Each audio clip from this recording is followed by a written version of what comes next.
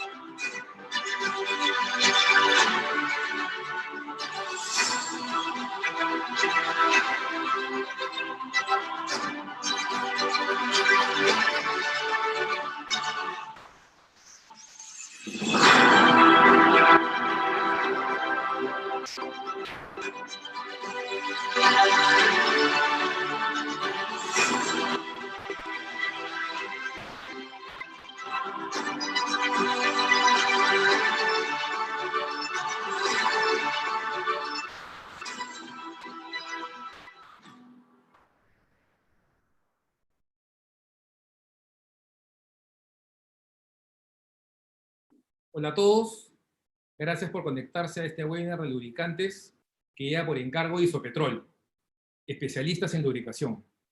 El tema de hoy es principales características de los lubricantes. Mi nombre es Enrique Oliveros, soy gerente de ventas de Isopetrol, empresa con más de 28 años de experiencia en la fabricación de lubricantes en el Perú, desde donde atendemos a los mercados de Colombia y Bolivia. Los lubricantes que comercializamos en Perú son Gulf Oil con 119 años en el mercado mundial, CAN2 y Max Oil. En Bolivia, Gulf y CAM2. En Colombia, CAM2. La exposición de hoy está a cargo de los ingenieros Antonio Tan y Frank Carmona, quienes son parte de nuestro departamento de servicio técnico. Los servicios que damos son termografías, videoscopías, análisis vibracional, auditorías, capacitaciones, desarrollo de guías de lubricación y análisis de aceite en uso en nuestro laboratorio que está ubicado en la planta del Callao. Quiero comentarles que nuestro laboratorio está acreditado con la norma ISO 17025, norma de alta exigencia en los procedimientos de exactitud de resultados, calidad, control y confidencialidad de datos. Ahora pido su atención y damos inicio a la charla, no sin antes dar la bienvenida al ingeniero Antonio Tan y al ingeniero Frank Carmona. Buenas noches, Antonio, Frank. Hola Enrique, gracias. ¿Qué tal, Enrique? Bueno, Señor Antonio, buenas noches. buenas noches. Y un saludo a todos quienes nos están atendiendo el día de hoy. Y la verdad que bienvenidos, y hemos preparado precisamente estos temas y esperemos que sean de conocimiento, de aporte de conocimiento para todos. Bien, bueno, vamos a empezar, ¿verdad, Enrique? Correcto. Adelante, por favor, Antonio. Muy bien.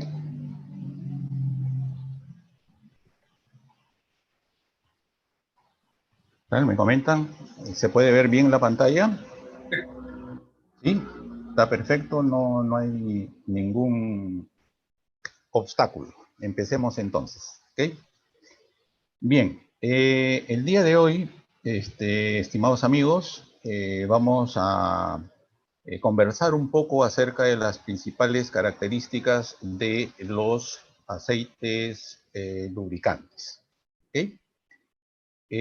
Básicamente todos nosotros creo que sabemos perfectamente que los aceites lubricantes son muy necesarios para, obviamente, la lubricación de una serie de equipos y máquinas de diverso tamaño, diversa complejidad y función, ¿verdad?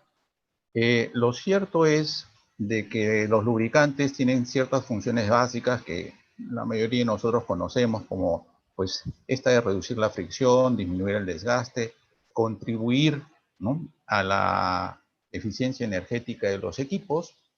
Y sin embargo, también sabemos que los lubricantes deben realmente hacer una gran cantidad de otras tareas, ¿no? Mantener la limpieza, neutralizar ácidos, controlar la corrosión, la herrumbre, mantener estabilidad frente a la oxidación, separar el agua, etcétera, etcétera, ¿no? Básicamente, las características que un lubricante debe tener, efectivamente deben corresponderse con las exigencias del trabajo que el lubricante debe realizar, ¿no? Dichas características normalmente se suelen evaluar a través de pruebas estándares que se han establecido en la industria. Muchas de estas pruebas estándares han sido realmente diseñadas por organizaciones técnicas, como por ejemplo la CTM, la ISO, DIN, JASO, etcétera, ¿no? También existen otras pruebas que han sido establecidas o diseñadas por los fabricantes de equipos originales. Normalmente, la agrupación de varias de estas pruebas, bajo algunos límites específicos de cumplimiento, constituyen lo que se llama en la industria las especificaciones. ¿De acuerdo? Es obvio que existen un gran número de características de los lubricantes en función de la aplicación del lubricante y los trabajos que deben hacer. Hay una lista que ustedes están viendo de básicamente algunas de las principales características de los aceites lubricantes. Es obvio decir que no están todas. ¿De acuerdo? Empecemos. Empecemos con nuestra revisión. La viscosidad dinámica es por lejos, obviamente, una de las características más importantes de todo aceite lubricante. El primer recuadro que ustedes miran es la definición académica, ¿no? La viscosidad dinámica, los ingenieros, los físicos la definen como la relación entre el esfuerzo de corte aplicado y la tasa de corte que se obtiene o se genera dentro de un líquido. Pero una descripción que también es más práctica y se puede entender mejor, es decir que la viscosidad dinámica es la resistencia que manifiesta un líquido para fluir. Eso lo vamos a explicar en un minuto. Y también es bueno acotar de que algunas veces a la viscosidad dinámica se le llama coeficiente de viscosidad dinámica o simplemente viscosidad. ¿Okay? Bueno. Observen ustedes esta imagen que tenemos, ¿ok? Vamos a poner acá un punterito para poder señalar, ¿ok? Observen este esquema, vamos a tratar de entender cómo hizo don Isaac Newton, ¿no?, allá entre el siglo XVII y XVIII, para darnos la idea de qué cosa era la viscosidad dinámica, ¿no?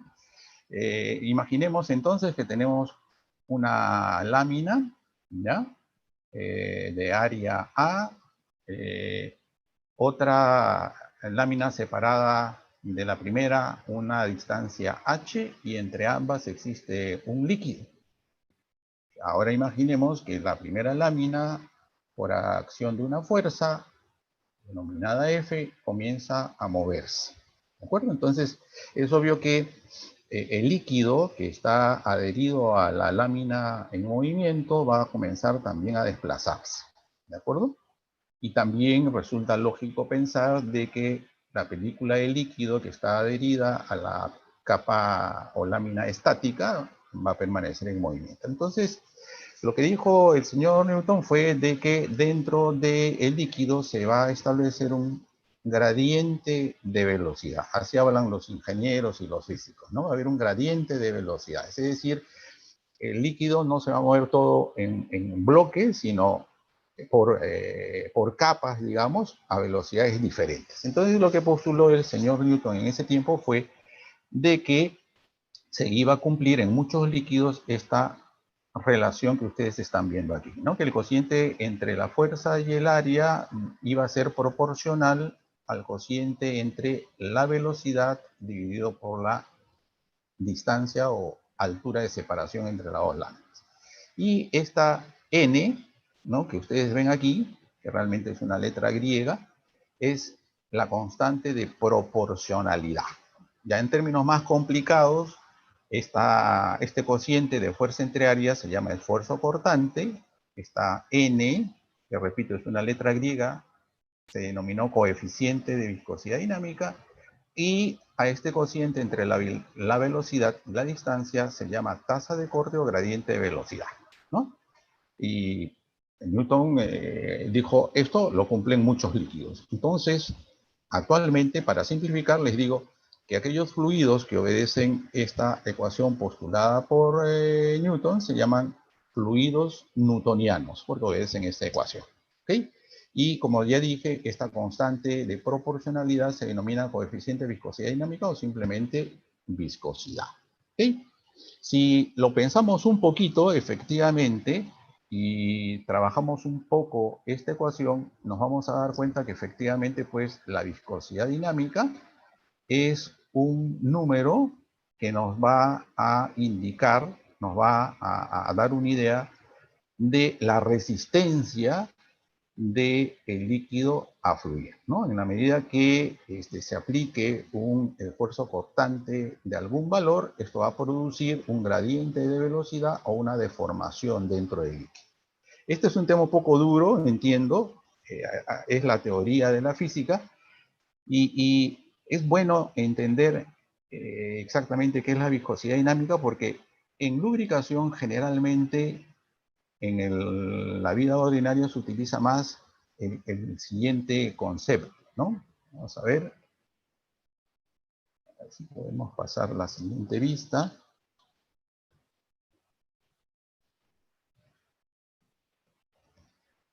Creo que ahí está.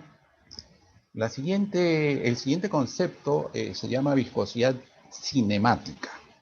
Y la verdad es bastante sencillo, ¿no? La viscosidad cinemática básicamente es el cociente entre la viscosidad dinámica y la densidad del fluido a la misma temperatura y a la misma presión. ¿Okay? Pero en términos fáciles, ¿qué cosa es la viscosidad cinemática? ¿No? Puede interpretarse la viscosidad cinemática como la resistencia al flujo de un líquido por acción de la gravedad. ¿Y por qué este concepto es importante? Porque si ustedes se fijan en la imagen que está aquí a la derecha, lo que ustedes están observando acá es un tubo, que obviamente los químicos conocen muy bien, es un tubo que se llama tubo capilar para medir la viscosidad. ¿Y qué se hace allí? Simplemente se coloca un líquido, ¿no?, que aquí está de color rojo, y se le deja caer por acción de la gravedad entre estas dos marcas y se le mide el tiempo que se le demora. Con eso los laboratoristas pueden determinar con exactitud la viscosidad cinemática de cualquier líquido.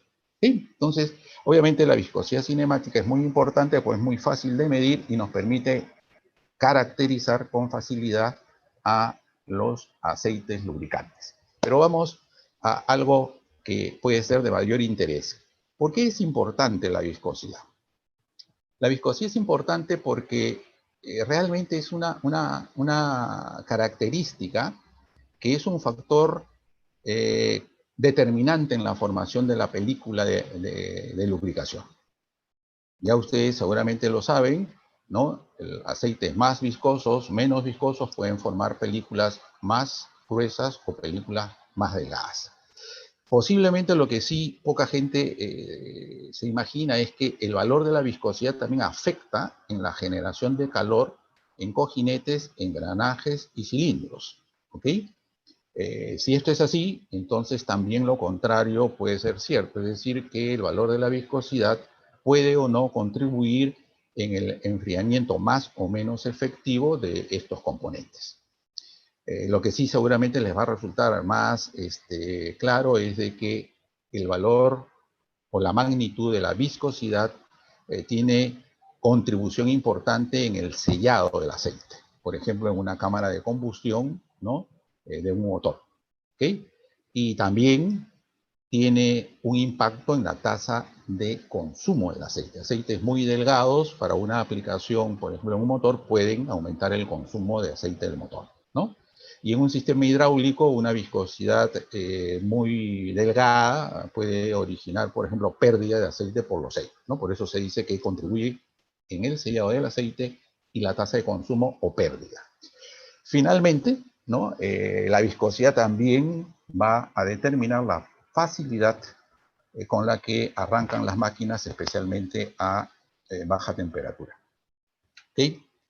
Bueno, en los líquidos, la viscosidad generalmente es originada por las fuerzas eléctricas de cohesión entre las moléculas. Esta, entiendo, es una expresión académica, pero es verdad, ¿no? Las moléculas de los líquidos tienen ciertas fuerzas de cohesión entre ellas, ¿no?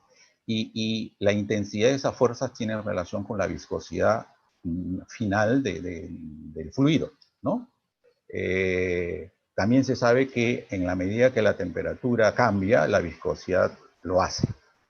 Y entendiendo lo que acabo de decir respecto de las fuerzas moleculares, creo que se entiende mejor el asunto de por qué la temperatura afecta a la viscosidad, ¿no? La temperatura afecta el movimiento molecular. Si la temperatura sube, el movimiento molecular aumenta y las fuerzas se debilitan y obviamente la viscosidad baja, ¿no? Un detalle que es muy importante es que cuando a usted le hablan de una viscosidad cualquiera y no le dan la temperatura, ese valor de viscosidad no tiene ningún sentido. Usted no puede deducir nada solamente con un valor determinado de viscosidad. Se necesita conocer la temperatura para poder evaluar. El aumento de temperatura, como ya lo dijimos, reduce el valor de la viscosidad y consecuentemente la disminución de la temperatura ocasiona un aumento de la misma, ¿verdad? Un detalle interesante, por eso colocamos esta imagen, en los aceites minerales, arriba de lo que se llama el flow point o el punto de enturbiamiento, generalmente los aceites minerales se comportan como fluidos newtonianos. ¿Okay?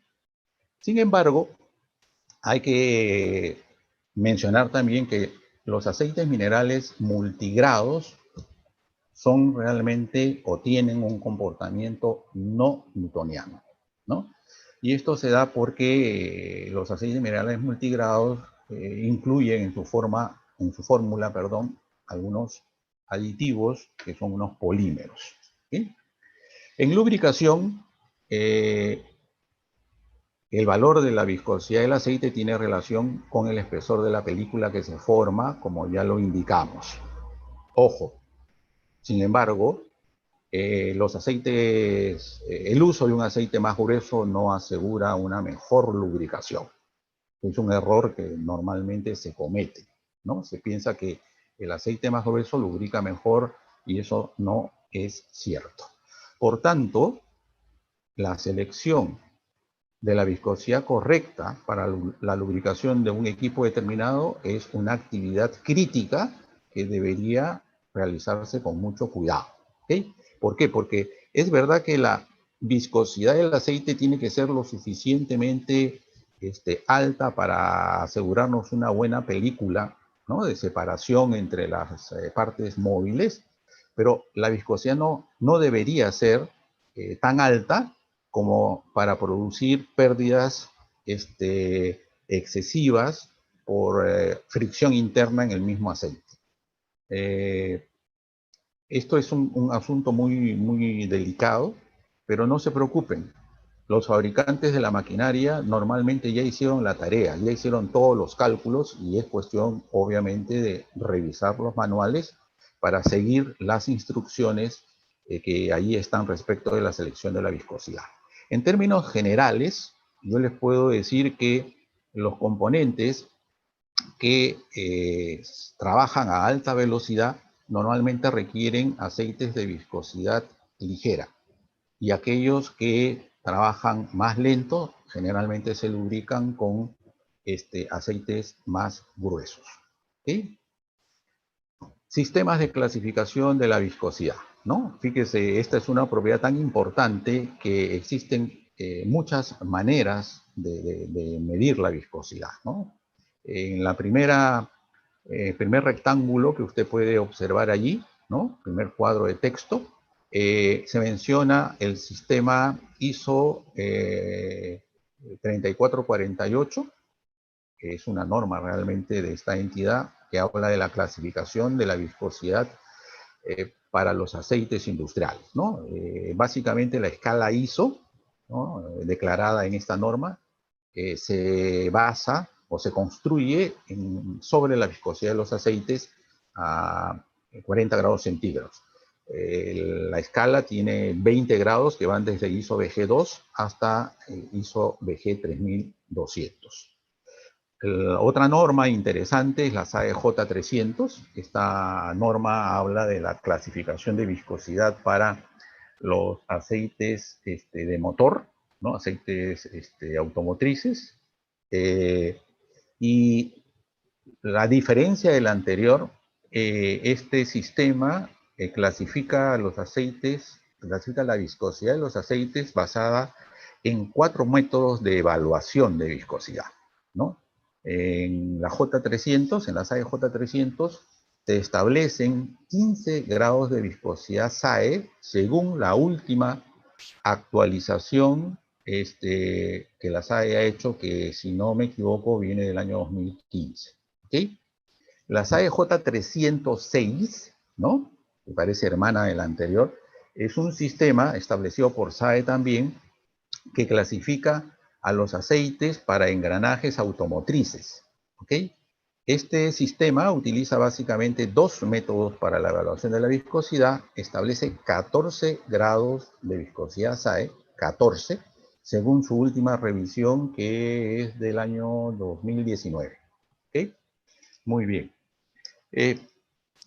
Rápidamente, para terminar con esto de la viscosidad, les puedo comentar que los métodos que son utilizados por las normas anteriormente mencionadas, ¿no?, básicamente la SAE J300 y la 306, utilizan estos 4 métodos para medir la viscosidad. 2 de esos métodos utilizan viscosímetros capilares, como el de la foto que les mencioné, que les mostré, que tenía el líquido rojo, y los otros 2 utilizan viscosímetros rotatorios. ¿Okay?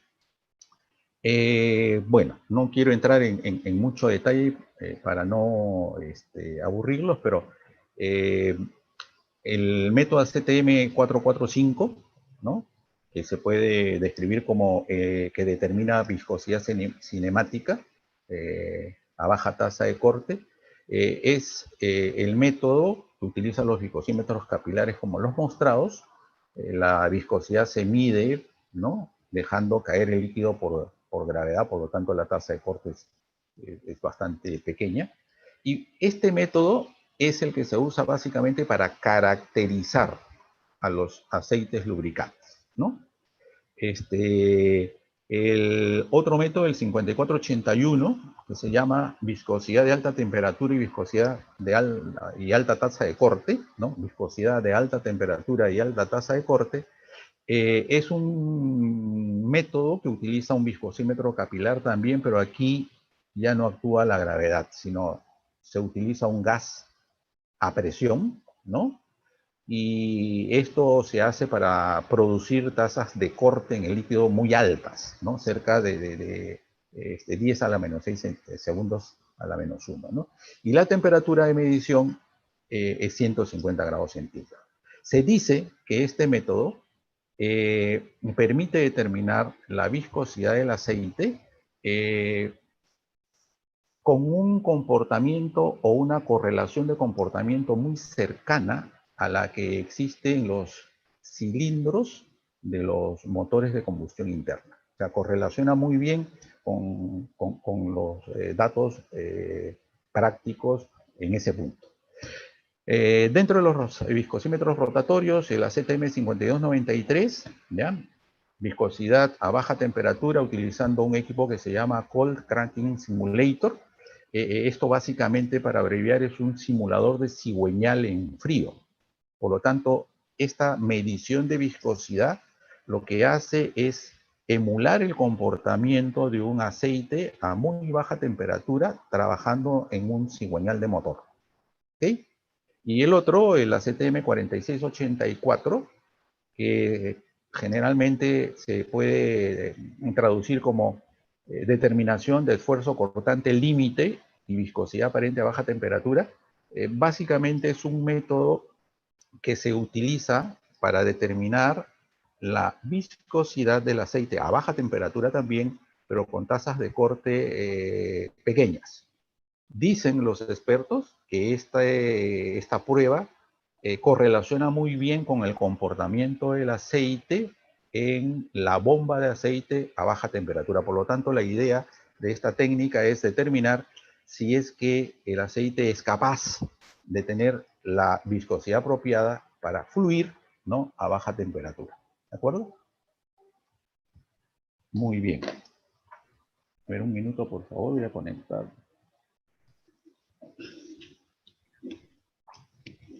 Ya está.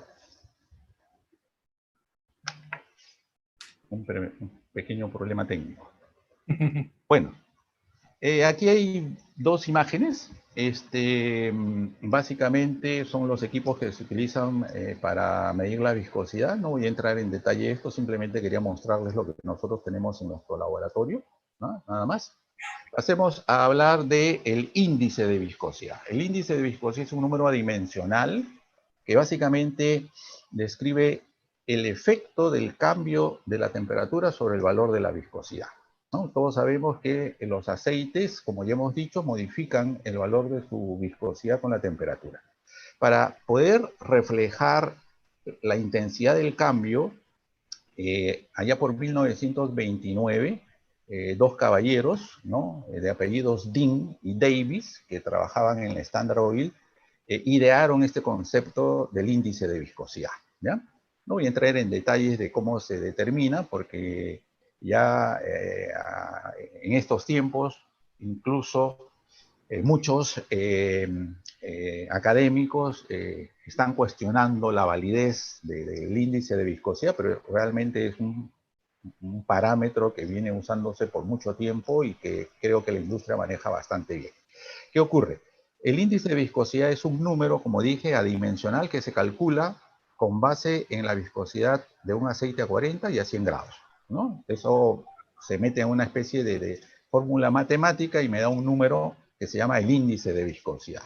¿Para qué sirve el índice? El índice de viscosidad me indica a mí la rapidez del cambio de la viscosidad con la temperatura de un aceite. Por ejemplo, aquellos aceites que tienen índices de viscosidad pequeños, significa que son o están muy afectados a sufrir grandes cambios de viscosidad con la temperatura. Y por el contrario, los aceites que tienen índices de viscosidad relativamente grandes son aquellos que cambian muy poco su viscosidad con el aumento de la temperatura. La imagen que ustedes tienen aquí básicamente refleja eso, ¿no? La línea azul que ustedes ven representa una gran caída de la viscosidad con el aumento de la temperatura, y aquí ustedes pueden leer que dice bajo índice de viscosidad, por ejemplo, un aceite nafténico. La línea verde, por el contrario, ¿no? Tiene o representa un aceite de muy alto índice de viscosidad, por ejemplo, una base sintética, y ustedes ven que la caída de esa línea es pequeña comparativamente hablando con respecto al azul. Entonces, se dice que este aceite tendría un alto índice de viscosidad. La línea roja, obviamente, representa un aceite intermedio, ¿no? Que tiene una variación de viscosidad con la temperatura no tan pronunciada como la base nafténica, pero no tan, digamos, tan poca o tan pequeña como la base sintética. ¿De acuerdo? Importancia del índice de viscosidad. En aceites básicos puros o nuevos se puede usar para caracterizar un aceite base, ¿no? Es cierto, los aceites nafténicos tienen índices bajos, los grupo 1 tienen índices altos, alrededor de 95, los grupo 2 tienen un poco más, alrededor de 100, las bases sintéticas tipo PAO, por ejemplo, tienen normalmente 130, es cierto, nos puede ayudar a caracterizar los aceites bases. En el caso de los productos aceites terminados, los lubricantes acabados, el índice me puede dar una idea acerca de su naturaleza. Obviamente, un aceite monogrado tiene cierto valor de índice de viscosidad y un multigrado uno superior. ¿Okay? Me puede ayudar. De hecho, un índice de viscosidad alto es reclamado por la mayoría de fabricantes de equipos, ¿no? Porque se sabe que hay una relación, obviamente, entre el índice de viscosidad y la estabilidad de la película lubricante. En la medida que el índice sea más alto, la película va a quedar menos afecta a las variaciones de temperatura y obviamente vamos a tener menos problemas de desgaste. Es obvio que en la viscosidad natural de los aceites básicos que vienen de la refinería se puede mejorar o se puede elevar con el uso de ciertos aditivos especiales que se llaman mejoradores del índice de viscosidad. Bien, punto de inflamación. Otra característica que aparece en las fichas técnicas de la mayoría de productos. El punto de inflamación es la temperatura más baja a la cual los vapores que se generan a partir de un aceite lubricante se inflaman. Y se inflaman a consecuencia de que obviamente les acerco una llama. La fotografía o ilustración que ustedes están viendo en la parte derecha es una representación del momento exacto en el cual se produce el punto de inflamación de un aceite. ¿De acuerdo? El punto de inflamación obviamente está relacionado con la volatilidad del aceite lubricante, porque esto obviamente se produce, el punto de inflamación, a consecuencia de que voy calentando gradualmente el aceite, ¿no? En forma paulatina. Y llega un momento en el cual ese aceite ha emitido tantos vapores que estos se inflaman, ¿no? Producen como un pequeño fogonazo.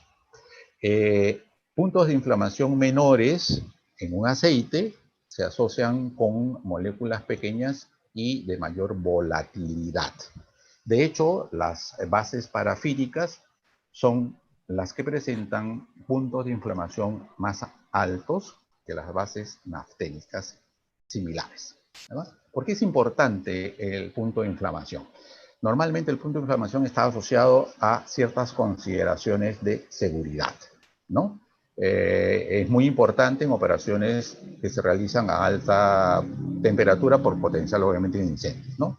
En lubricación no se suelen utilizar aceites básicos con puntos de inflamación menores a 150 grados por esta razón, ¿ya? Puntos de inflamación bajos, es decir, productos con alta volatilidad, podrían conducir a un mayor consumo de aceite también, ¿no? Antes mencionamos otra causal que podría ser el hecho de aceites delgados, ¿no? Las dos cosas están relacionadas realmente. Los aceites de motor que están en uso, en servicio, pueden tener puntos de inflamación más pequeños que cuando eran nuevos, a consecuencia de haber diluido algo de combustible. ¿Okay? Aquí dos fotos de dos equipos. El que está a la izquierda se llama equipo de copa abierta, ¿no? Y el que está a la derecha, equipo de copa cerrada. Ambos se utilizan para determinar el punto de inflamación de lubricantes. ¿Okay? El punto de fluidez. El punto de fluidez es la temperatura más baja a la cual un aceite lubricante todavía fluye, ¿ya? Bajo ciertas condiciones del método de ensayo. ¿Okay? En la foto, ustedes pueden observar, hay dos momentos. A la derecha tienen el aceite líquido todavía, ¿no? El equipo está enfriando esta muestra y le inclina para observar si todavía fluye. Y en la imagen de la izquierda, el aceite dejó de fluir, ¿no? Entonces el equipo detecta la pérdida de fluidez, mide la temperatura y aquello le llama el punto de fluidez del aceite, ¿ya? La pérdida de fluidez en los aceites, normalmente, en aceites básicos, aceites lubricantes, se origina a consecuencia de la aparición de cristales de cera en el interior del aceite lubricante. Las ceras, básicamente, están constituidas por moléculas de parafinas, pero de peso molecular muy alto, ¿no? Entonces, estas moléculas de parafina, la temperatura va reduciéndose y comienzan a cristalizar en el interior del aceite y llegan a aumentar en número y llega un punto en el cual esa cantidad es tan alta que el aceite remanente no puede moverse, ¿de acuerdo?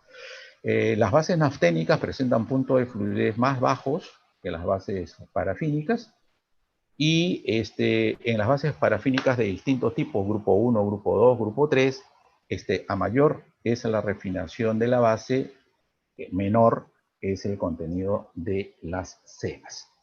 Importancia del punto de fluidez, ¿no? El punto de fluidez es una guía, ¿no? Usted lee una hoja técnica de un producto, es una guía que le puede indicar a usted a qué temperatura el aceite va a cesar su movimiento, ¿de acuerdo? Tener en cuenta que un flujo insuficiente de lubricante es un problema, porque puede conducir a una pérdida de la lubricación y a desgaste adhesivo de los componentes, ¿no? También es bueno recordar que a las temperaturas de operación del equipo, el aceite debe fluir de una forma conveniente para poder lubricar los componentes. Un detalle, ojo que un aceite puede perder suficiente movilidad, ¿no? Incluso antes de llegar al punto de fluidez. ¿Ya? Por eso es que se menciona que el punto de fluidez es solo una guía, ¿no? No es que usted diga, ok, este aceite deja de fluir, ¿no? A menos 18, entonces puedo trabajarlo hasta menos 18 o hasta menos 15. No. Es muy probable que si un aceite tiene un punto de fluidez de menos 18 grados, a menos 15 o a menos 10, se haya vuelto tan viscoso que pueda originar problemas de lubricación. ¿De acuerdo? Bueno, finalmente, en este punto, en aplicaciones industriales siempre se recomienda que seleccionemos un aceite con un punto de fluidez que esté 10 grados por debajo de la temperatura mínima de operación o temperatura mínima de arranque de la maquinaria. ¿Okay? Bueno, aquí hay un par de equipos para medir el punto de fluidez de aceite. El de la izquierda lo tenemos en nuestro laboratorio. El de la derecha es un equipo manual, ¿no? Se usaba antes, ahora la electrónica ha invadido muchos rubros, como ustedes saben, y bueno, todo se reduce de tamaño y mejora generalmente en precisión. Número básico. El número básico tiene una definición también medio complicada para los no entendidos en química, ¿no? Ustedes la pueden leer ahí, es una definición tal cual la dice ACTM, es la cantidad de ácido expresada en miligramos de hidróxido de potasio que se requiere para neutralizar a todos los componentes básicos presentes en 1 gramo de aceite lubricante. La verdad, honestamente, eso lo entiende solo un químico, ¿no?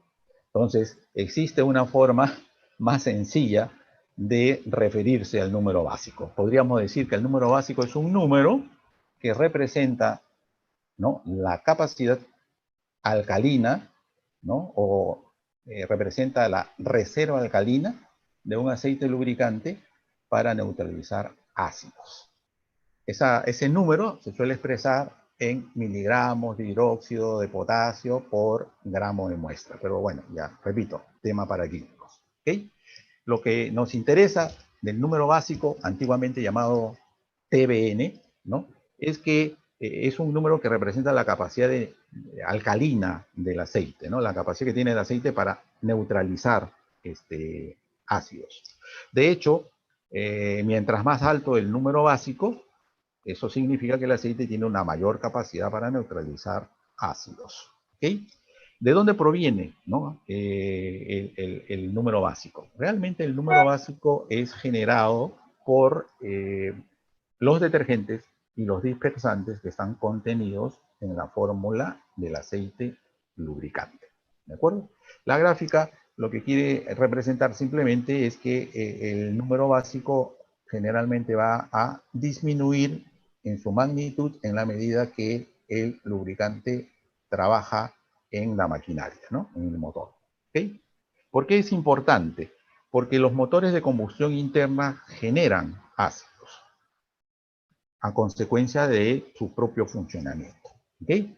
Entonces, el aceite lubricante debe tener esta reserva alcalina para poder neutralizar efectivamente los ácidos, ¿no?, que se generan en el motor.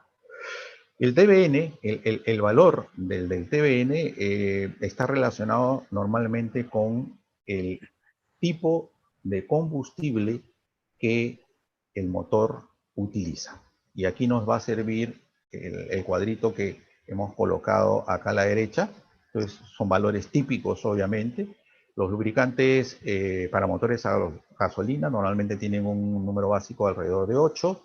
Un lubricante para motor diésel de categoría 6 y 4, alrededor de 10.5, 11. Los aceites de categoría CK4 normalmente están alrededor de 9.5. En un lubricante para motor estacionario de gas natural, el TBN o el número básico 5. Aceite para locomotoras, número básico entre 13 a 17, motores marinos de 4 tiempos de velocidad media entre 12 y 20, o perdón, 12 y 40, ahí hay un error, y motores marinos de 2 tiempos de baja velocidad normalmente en promedio tienen números básicos entre 40 y 70. Pero bueno, en el caso del motor marino eso está cambiando a consecuencia de que entró en funcionamiento a nivel mundial un acuerdo firmado entre varios países para comenzar a dejar de utilizar combustibles de alto contenido de azufre. Pero bueno, ese es otro tema. ¿Ok? Aquí a la derecha, el equipo que tenemos en laboratorio para determinar el número básico es un titulador potenciométrico, y a la izquierda tienen ustedes una señorita haciendo la prueba con el método más simple, que es la titulación colorimétrica. Bien, demulsibilidad. Básicamente, la demulsibilidad es la capacidad del aceite de separarse del agua con rapidez. ¿Ok? Eso es esta característica, demulsibilidad. Capacidad de un aceite mineral o sintético para separarse el agua rápidamente. Los aceites básicos de alta refinación generalmente tienen una muy buena demulsibilidad. Los antiguos, del grupo 1, no tanto, ¿no? De hecho, cuando un aceite terminado, ¿no?, un aceite formulado que está a la venta, se contamina, ¿no?, con sustancias polares, ¿okay?, perjudica esta contaminación su demulsibilidad. De otro lado, la oxidación del aceite también va en la misma dirección, ¿no? También perjudica o merma la habilidad para separar agua. La demulsibilidad generalmente se evalúa a través de una prueba muy sencilla, ya la voy a describir más adelante, es de lo más simple, ¿no?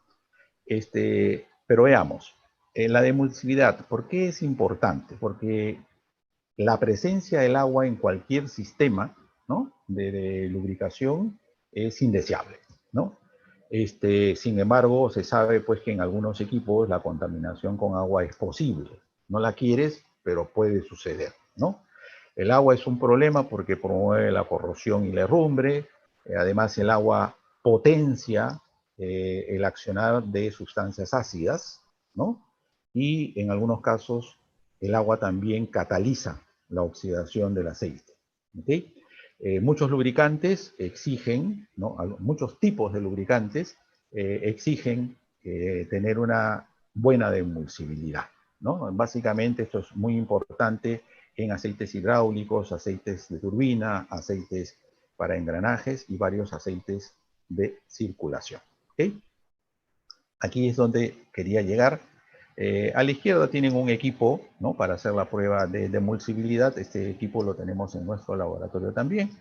Pero aquí a la derecha ustedes pueden observar una serie de tubos, ¿no? Estos tubos, los químicos los denominan probetas, ¿no? Y tienen marquitas, así que a eso le llaman probeta graduada. En el tubo que está más a la izquierda hay agua y aceite, así empieza la prueba. Y aquí, como usted puede observar, en el segundo tubo hay una emulsión. Esto se produce después de que el equipo agita violentamente esta muestra, se forma la emulsión y luego se deja en reposo y comienza a producirse esto. No sé si logran observarlo. Ya se comenzó a separar agua abajo, aceite arriba, pero todavía queda una zona de emulsión. Finalmente la prueba debe terminar tal como el tubo de la derecha, ¿ya? Lo que se hace simplemente se mide el tiempo para averiguar si es que el aceite pasa o no pasa los límites exigidos por los fabricantes, ¿de acuerdo? Características espumantes, ¿no? La espuma es un conjunto de pequeñas burbujas que normalmente se acumulan en la superficie de un fluido. La tendencia a la espuma tiene que ver con la tensión superficial del líquido, la verdad. En lubricantes, lo que nosotros medimos es la tendencia a la formación de espuma y también la estabilidad de la misma una vez que se formó. Generalmente las pruebas se hacen a 24 y a 93.5 grados centígrados, bajo ciertas condiciones especiales. Y de hecho, los aceites lubricantes llevan en su fórmula aditivos especiales para ayudar al control de la espuma, ¿no? Estos aditivos trabajan sobre la tensión superficial del aceite y logran que la espuma se rompa muy rápidamente. ¿Por qué estas características espumantes son importantes? Porque la formación de espuma en un aceite perjudica la lubricación. Afecta la integridad de la película lubricante, ¿no? Es decir, la película ya no es solamente líquido, sino contiene, obviamente, burbujas de un gas y el gas no lubrica. Entonces, se puede producir desgaste adhesivo en los componentes. Además, la espuma es un globo de aire y cuando eso viaja en el interior de los componentes, en medio del aceite, ayuda, ¿no?, a que el aceite se oxide más rápidamente y eso es obviamente un problema, ¿no? La oxidación de los aceites generalmente termina produciendo lacas, gomas, barnices, ácidos, y la verdad que la espuma es un enemigo muy peligroso, aunque no parece, ¿no? Cuando los aceites se contaminan, su capacidad antiespumante puede verse perjudicada. De hecho, la contaminación con productos siliconados produce efectos muy graves. Y cuando digo productos siliconados, me estoy refiriendo a algunos pegamentos que muchas veces se utilizan en los talleres en reemplazo de juntas o sellos. es una práctica no recomendable. ¿De acuerdo? Este es un equipo que se usa para medir la espuma en los aceites. Prevención de la herrumbre. ¿Qué cosa es la herrumbre? La herrumbre es el resultado de la reacción del oxígeno y el hierro, o las aleaciones ferrosas, en presencia de agua. Obviamente no les voy a entrar en el detalle de toda la mecánica de la formación de la herrumbre, pero sí les puedo mencionar que es un proceso de corrosión química que produce daño estructural. O sea, es muy grave porque realmente perjudica la estructura de los equipos, ¿no? Ya hemos dicho que la presencia de agua en cualquier sistema de lubricación es indeseable. También en este caso, la temperatura afecta la velocidad de la corrosión, ¿no? La aumenta, la temperatura aumenta, la velocidad de corrosión aumenta. Si hay contaminación con sustancias salinas, peor, esto acelera, ¿no? la velocidad del derrumbramiento de la corrosión, pero buenos lubricantes con formulaciones robustas contienen aditivos que están allí precisamente para prevenir estos problemas, ¿no? de corrosión y herrumbre. Importancia de la prevención de herrumbre, ya lo hemos dicho, la herrumbre es mala porque provoca daño estructural, reduce severamente la vida útil de la maquinaria. Lo peor de todo es que el herrumbramiento de los componentes genera, ¿no? Un residuo que es la propia herrumbre, y este material conduce a desgaste abrasivo en diferentes lados de la maquinaria, ¿no? De hecho, genera pérdida de eficiencia en la maquinaria y obviamente genera costos, ¿no? Altos de mantenimiento, ¿no? Un detalle que quise añadir: a escala mundial, y estos son estudios conocidos, a escala mundial los daños por corrosión en los países industrializados normalmente consume entre el 3 al 5% del Producto Nacional Bruto de esos países. O sea, los problemas de corrosión y herrumbre son muy graves a nivel mundial. ¿De acuerdo? Se dice que entre todas las industrias, la industria automotriz es la que ha hecho mayor cantidad de esfuerzos, ¿no? técnicos de investigación para controlar los problemas de corrosión y herrumbre. ¿Ok? Eso lo dice Battelle, ¿no? que es una entidad técnica en un estudio del año 1995. Bueno, este es un equipo para hacer la prueba de herrumbre, ¿no? Abajo tienen ustedes unos testigos que se utilizan precisamente para evaluar la capacidad del aceite para prevenir la herrumbre. Y aquí este testigo salió perfecto, muy bien. Este tiene problemas, este aceite que estaba siendo probado no pasó la prueba, y este obviamente peor, ¿verdad? Bueno, yo en este momento le voy a ceder la posta a Frank, ¿no? Para que ustedes no se aburran de escucharme y él pueda comentarles lo que sigue. Gracias. Muchas gracias, Antonio, por tu presentación. De nada, Enrique. Quiero agradecer también a las personas que se han ido conectando durante estos minutos, y también invitarlos a que se inscriban en nuestro canal de YouTube, donde podrán ver este webinar y otros que hemos estado presentando, además de las novedades que tenemos. Adelante, por favor, Frank. ¿Qué tal? Gracias, Enrique, gracias, ingeniero Antonio. Bueno, ahora lo que vamos a tocar es el tema de la estabilidad de la oxidación. Básicamente se define como la resistencia de un aceite lubricante a oxidarse bajo condiciones de operación, ¿no? La oxidación es el proceso de ataque del oxígeno sobre el aceite base a condiciones de temperatura. Este proceso se ve catalizado por contaminantes como puede ser el agua o ciertos metales como podría ser el cobre. Los aceites parafínicos de mayor refinación presentan una mejor estabilidad hacia el proceso de oxidación. Los lubricantes generalmente constituyen o contienen un paquete de aditivos antioxidantes para mejorar la estabilidad a la oxidación. Bueno, como podemos ver acá en esta imagen, a ver si me permiten, este es un depósito de aceite en el cual en las paredes se ha formado barniz, el cual es un residuo orgánico, producto de la degradación, de la oxidación del aceite, y que se ha quedado impregnado en las paredes y a su vez es difícil de remover, ¿no? Entonces, si esto se forma dentro de las paredes del depósito, ¿qué cabría esperar que se forme dentro de las cañerías o los ductos por donde pasa el lubricante, ¿no? Entonces, el proceso de degradación afecta la estabilidad y afecta la eficiencia del proceso de lubricación que se puede dar en un lubricante o en los sistemas de lubricación.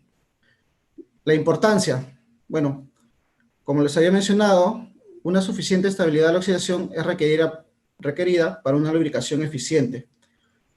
La oxidación excesiva del aceite genera un aumento en la viscosidad, formación de lodos, barnices y depósitos. Incrementa el número, la acidez, incrementa también la viscosidad y genera obstrucción en galerías y inicia procesos de corrosivos, ¿no? Provoca pérdida de eficiencia, lo que genera un mal funcionamiento de los componentes e incrementa los costos de mantenimiento. Esto se puede ver ya que al aceite lubricante, cuando se aumentan los intervalos de cambio, entonces cuando se degrada, los intervalos de cambio empiezan a disminuir y hay que cambiar el aceite con menor frecuencia y esto hace que los costos aumenten.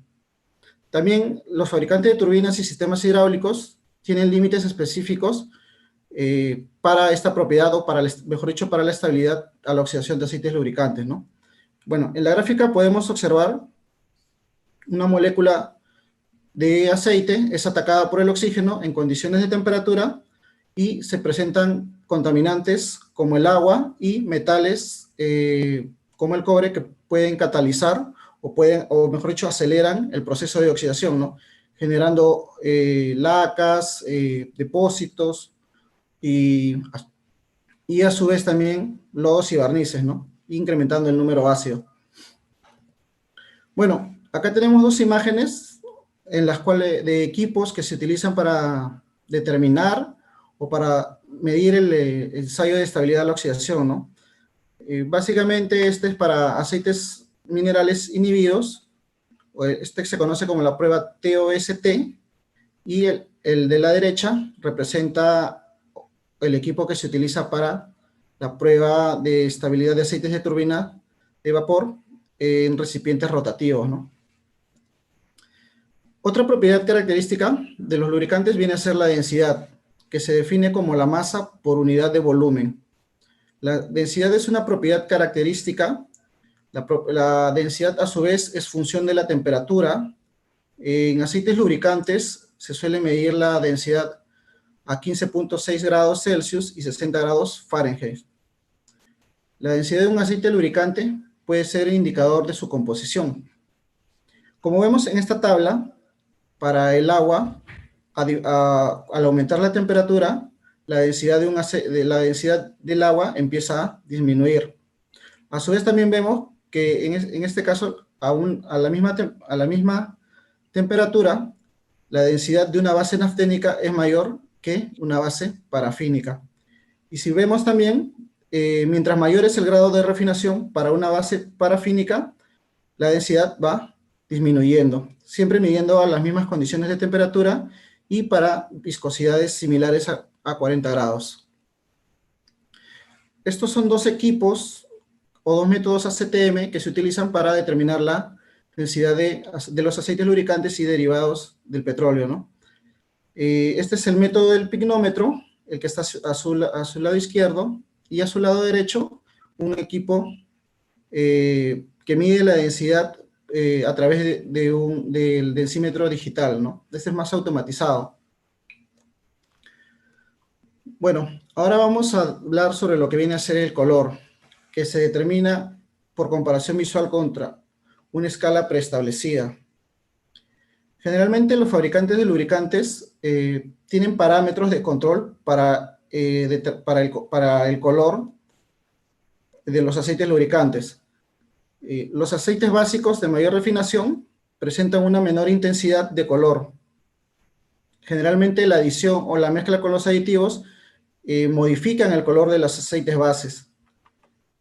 Los aceites lubricantes, en los aceites lubricantes, el color no siempre es una guía confiable de su calidad. Sin embargo, el color puede indicar un cambio químico o una contaminación. Por ejemplo, en esta gráfica podemos observar que mientras mayor es el grado de refinación de un aceite base, menor es la intensidad del color, ¿no?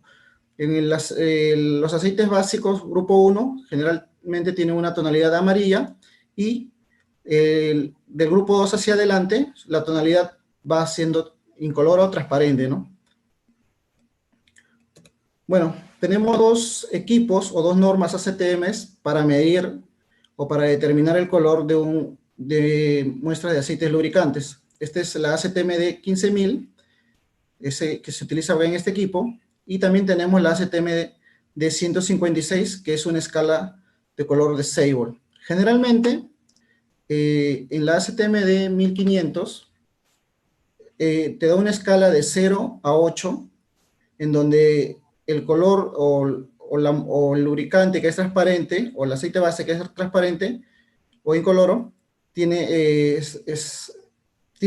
un valor de 0, y los colores pardos o oscuros se van clasificando como un valor de 8, ¿no? Cosa que no sucede en la escala de Sable, que va desde más 30 para colores más claros hasta menos 16 para colores con tonalidad amarilla o pardo. Bueno, lo que viene a ser las cenizas sulfatadas es el residuo del aceite lubricante después del proceso de carbonización y posterior ataque con ácido sulfúrico. Generalmente se expresa como un cambio, como un porcentaje del contenido del aceite lubricante, y es la proporción que se va a convertir en material sólido después del proceso de combustión. Para los aceites de motor, esta propiedad es crítica. Para los aceites de motor a gas natural, esta propiedad es muy crítica, ¿no? Generalmente, los valores altos de cenizas sulfatadas pueden conducir a la recesión del asiento de válvulas. En los motores con post-tratamiento de gases, o DPF, también es una propiedad crítica, ya que al carbonizarse el lubricante, el material sólido que queda puede taponar los filtros, ya que estos tienen poros muy pequeños y generarían contrapresión, pérdida de potencia en el aceite, o pérdida de potencia en el motor, y otros posibles daños, ¿no? A su vez, los altos contenidos de cenizas sulfatadas también generan el proceso de saturación del DPF, ya que saturan los filtros. Bueno, eso sería todo en este caso con la exposición, el webinar del día de hoy. No sé si, Enrique, hay preguntas. Sí, Frank, ¿cómo estás? Muchas gracias por tu exposición. No han habido muchas preguntas, pero algo así. La señorita Kairi Chu pregunta ¿qué hay de cierto en que los aceites sintéticos duran menos cuando están almacenados en recipientes de plástico? No sé si Antonio o tú, Frank, me pueden ayudar a resolver esta consulta. Ya. A ver, no he escuchado yo nada al respecto, la verdad, ¿ya? Si es que los recipientes de plástico afectarían la integridad de los aceites sintéticos. En general, siempre se recomienda que los lubricantes obviamente se mantengan en recipientes herméticos, lejos de la acción de la luz solar, el calor y los elementos, ¿no? Una característica que sí tienen los aceites sintéticos, y hay que decirle a nuestra amiga que planteó la pregunta, de que la palabra sintético el día de hoy ya es muy amplia, ¿no? Hará hace, a ver, unos 30 años o 40 años,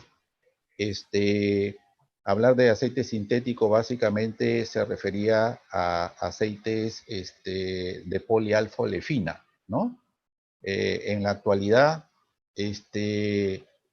hablar de aceites sintéticos es pues hablar de polialfa-olefina, hablar de poliglicoles, poliésteres y una gran variedad de etcétera, ¿no? Yo estimo así grosso modo que en la actualidad deben haber aproximadamente más de una docena de moléculas sintéticas que se utilizan en lubricación. Y lamentablemente tienen características muy dispares, ¿no? Es cierto, hay algunos aceites sintéticos que podrían ser más solventes que otros, pero en este momento no podría precisar con exactitud si algún fabricante diga no guarde el aceite sintético en envase de plástico porque se va a dañar. No tengo esa información en este momento. ¿Okay? Perfecto, Antonio. Muchas gracias. Nos hacen otra pregunta. Me dice, ¿qué tan relacionado está el TBN con las cenizas sulfatadas? Es una pregunta muy interesante y les podría contestar de la siguiente manera. Posiblemente antes del año 2006, la respuesta sería bastante, ¿ya? ¿Por qué? Porque el TBN básicamente era generado por detergentes metálicos. Cuando hablo de detergentes metálicos me refiero a una molécula que tiene un lado formado por carbono, hidrógeno, oxígeno quizás, y otro lado formado por o calcio o magnesio o algo parecido, ¿no? Y entonces sí, pues cuando un aceite en esa época se quemaba, ¿no?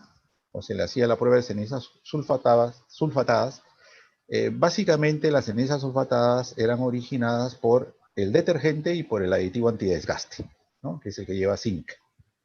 En la actualidad, ¿no? Después de 2006, con la aparición de la especificación CJ4 y posteriormente con la CK4, eso ha cambiado, ¿no? Ya la relación ya no es absoluta, porque en la actualidad, a consecuencia de las limitantes impuestas por estas categorías respecto del contenido pues, de cenizas sulfatadas, de fósforo y de azufre, el balance de la fórmula ahora es diferente, ¿no? Si bien llevan todavía cierta cantidad de detergentes, han reemplazado gran parte del detergente por moléculas dispersantes, ¿no? El detalle no lo voy a explicar porque sería muy largo, pero la relación que hay entre el TBN, ¿no? hoy y las cenizas sulfatadas es menor. Y es menor porque actualmente hay una gran proporción de dispersante en las formulaciones de aceite de motor, una menor proporción de detergentes, y estos dos hacen TBN, ¿de acuerdo? Pero el dispersante no produce cenizas sulfatadas, ¿no? El detergente sí. Entonces, repito, antiguamente todo era detergente, o la gran parte de detergente. Entonces había una relación directa entre el TBN y las cenizas sulfatadas. Ahora esa relación es menor. Esa sería mi respuesta. Gracias, Antonio. Hay una consulta del señor Juan Carlos Bonifaz y dice que muchos clientes le piden el aceite ISO 68, entiendo que se refiere al hidráulico, color ámbar. ¿Cuál es la diferencia con el que no tiene color y si se va a seguir produciendo? Carambas.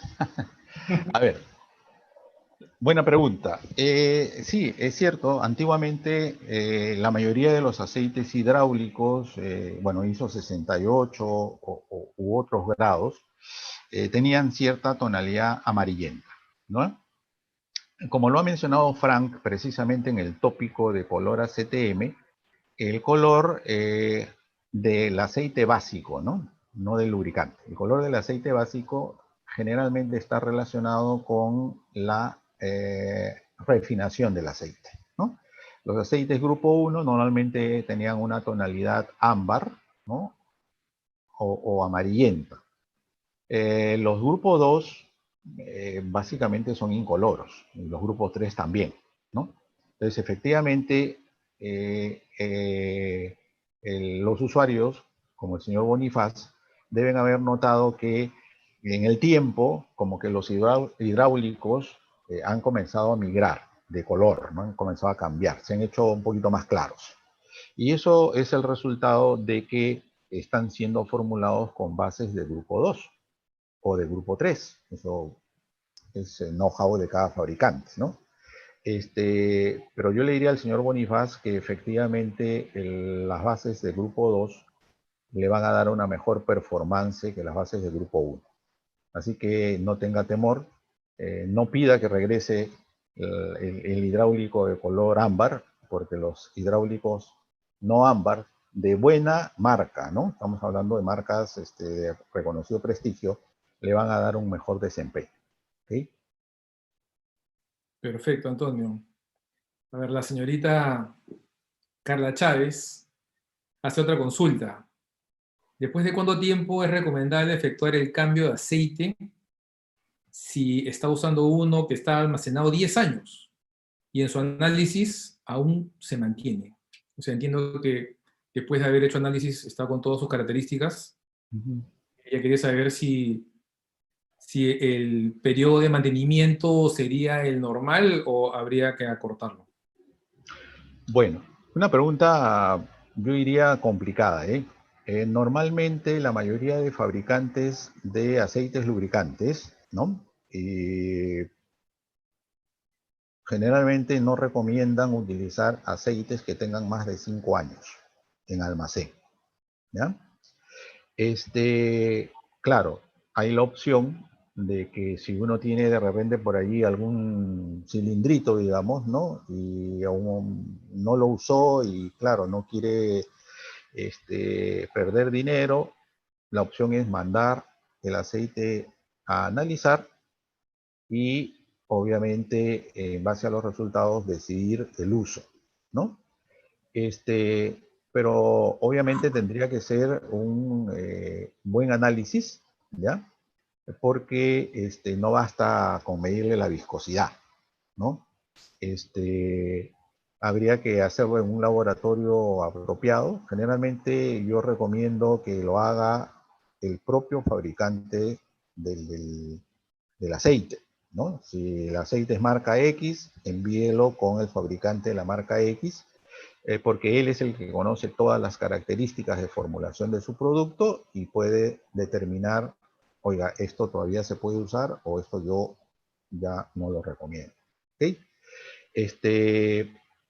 Supongamos que la señorita Carla haya hecho el análisis tal como hemos descrito. Es decir, era de la marca X, lo mandó al laboratorio de la compañía X, le dijeron perfecto, no hay ningún problema, úselo. El cambio tendría que hacerse en función de lo que diga el fabricante del equipo. Nada más. Perfecto, Antonio, muchísimas gracias. Bueno, el tiempo ya nos ha ganado. Quiero también agradecer a todas las personas que se han podido conectar a este seminario, a este webinar, e indicarles que van a recibir un certificado al correo electrónico con el cual se inscribieron. Y además también los vuelvo a invitar a que se inscriban en nuestro canal de YouTube para que vean nuestros webinars, nuestras capacitaciones y demás novedades que vamos a ir presentando a lo largo del año. Muchísimas gracias. Muy buenas noches. Gracias. Antonio, gracias, Frank. Gracias. Gracias, Enrique. Gracias, Antonio. Gracias, Frank.